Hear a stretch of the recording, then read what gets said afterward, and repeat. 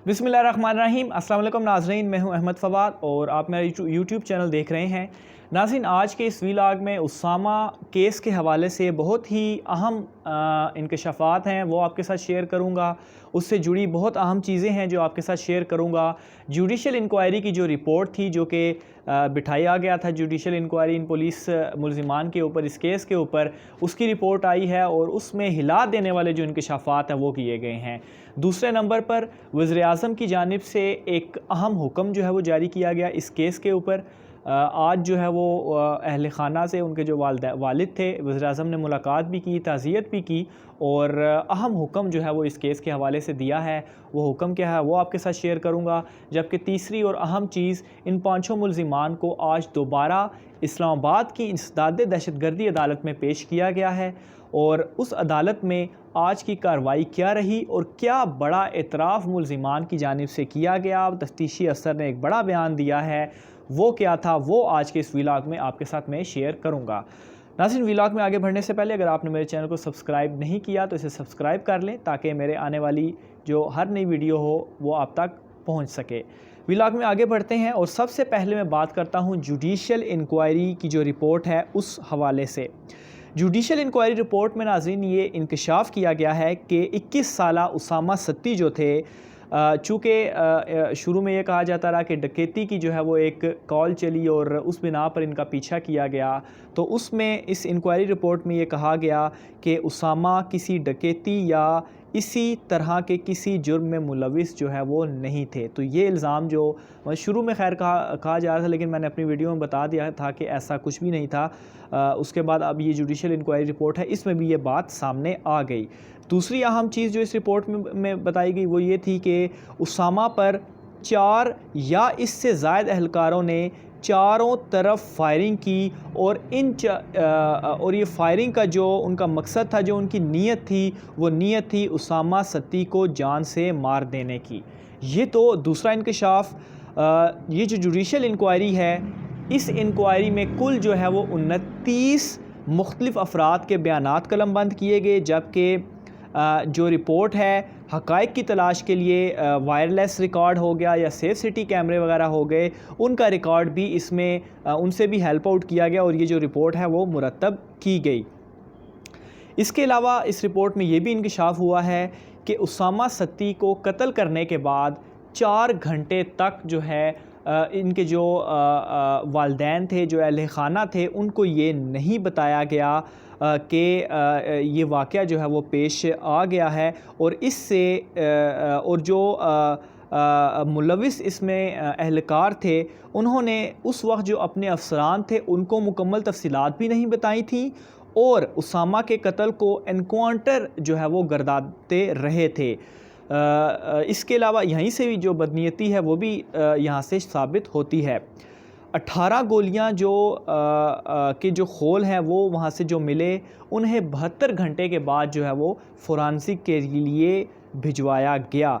ये बात क्या ज़ाहिर करती है, इसके अलावा तस्वीरें भी जो है वो वहाँ पर नहीं ली गई। ये बात क्या ज़ाहिर करती है कि जो तफ्तीशी अफसरान जो इस केस में जो तफ्तीश कर रहे थे, वो भी इस केस में पाँचों मुलजिमान जो हैं मुलविस, उनको बचाने की कोशिश कर रहे हैं। ये चीज़ इस बात को साबित करती है। आगे चलते हैं, आगे इंक्वायरी रिपोर्ट में क्या लिखा गया। सबसे अहम बात जो थी 15 कंट्रोल रूम की जानिब से रेस्क्यू 1122 को वक़ूआ की लोकेशन से मुतल्लिक गलत मालूमात फ़राहम की गई और कुछ देर के बाद रेस्क्यू गाड़ी को फिर पैगाम दिया गया कि वापस आ जाएं, कोई वाक़या पेश नहीं आया है। यानी कि पहले रेस्क्यू वाले जो थे उनको गलत मालूमात बताया गया कि इस तरफ है, इस तरफ है, फिर उनको जो है वो बताया गया कि कोई भी वाक़या पेश नहीं आया, इसलिए आप वापस आ जाएं। रिपोर्ट के मुताबिक उसामा सत्ती को अस्पताल पहुंचाने की बजाय लाश को रोड पर पड़ी रहने दी गई, जिससे ये ज़ाहिर होता है कि अहलकार जो थे वो उसामा के मरने का इंतज़ार जो है वो कर रहे थे। ये सबसे इम्पॉर्टेंट बात है इस जो जुडिशल इंक्वायरी की रिपोर्ट है इसमें कि उन्होंने उसके मरने का इंतज़ार किया, یہیں سے ان کی بدنیتی ظاہر ہوتی ہے کہ اگر وہ زندہ بچ جاتا تو شاید ان کو یہ خدشہ تھا کہ وہ اس سے پھنس جائیں گے، اس لیے انہوں نے اس کے مرنے کا انتظار کیا اور غلط جو ہے وہ آگے چیزیں جو ہے وہ انہوں نے پھیلائیں۔ اس کے علاوہ رپورٹ میں اگر میں آپ کو آگے کی طرف لے کے جاؤں تو رپورٹ میں مزید کیا انکشاف ہوا، رپورٹ میں یہ بھی مزید انکشاف ہوا کہ یہ جو ملزمان تھے، واقعے کے فوراً بعد جو ڈیوٹی افسر تھا اس نے اہلکاروں کو تحفظ فراہم کیا اور ان کے جرائم کو چھپانے کے لیے شواہد کو مٹایا۔ شواہد کو کیسے مٹایا وہ میں نے آپ کو بتائی کہ جو تصویریں تھیں وہ نہیں لی گئیں، جو فرانزک تھی وہ چیزوں کو خاص طور پر جو گولیوں کے ہول وغیرہ تھے انہیں جو ہے وہ لیٹ فرانزک کے لیے پہنچایا، جو کہ ایک کوشش تھی ثبوت مٹانے کی۔ تو یہ جوڈیشل انکوائری کی رپورٹ تھی، بہت اہم یہ رپورٹ تھی، اس میں اہم چیزیں بتائی گئیں، کچھ سفارشات بھی اس میں دی گئی ہیں، وہ بھی میں آپ کے ساتھ شیئر کروں گا۔ اس سے پہلے میں آپ کو جو آج کی عدالتی کارروائی ہوئی ہے اس حوالے سے اپڈیٹ کرتا ہوں۔ پانچوں ملزمان کو سخت سیکیورٹی تھی انسداد دہشت گردی کی عدالت میں پیش کیا گیا۔ جج صاحب جو تھے راجہ جواد عباس، ان کی عدالت میں پانچوں ملزمان کو پیش کیا گیا۔ جب پیشی ہوئی ان کی تو جج کی جانب سے یہ استفسار کیا گیا کہ اس کیس میں کیا پیش رفت ہوئی ہے، جس پر تفتیشی افسر نے یہ بتایا کہ ملزمان نے اپنے جرم کا اعتراف کر لیا ہے۔ ملزمان نے یہ کہا ہے کہ ان سے بے گناہ شہری کی جان غلطی سے چلی گئی ہے۔ بہرحال یہ غلطی نہیں، یہ ایک جرم تھا۔ جس کے بعد جو تفتیشی افسر تھے انہوں نے مزید 5 روزہ جسمانی ریمانڈ عدالت سے مانگا اور عدالت سے یہ کہا کہ ابھی جو ہے ان ملزمان کا 364 کا جو بیان ہے وہ اعترافی بیان جو ہے وہ ابھی اس کا ریکارڈ ہونا باقی ہے، تو وہ جو ہے وہ اس کا ریکارڈ کریں گے۔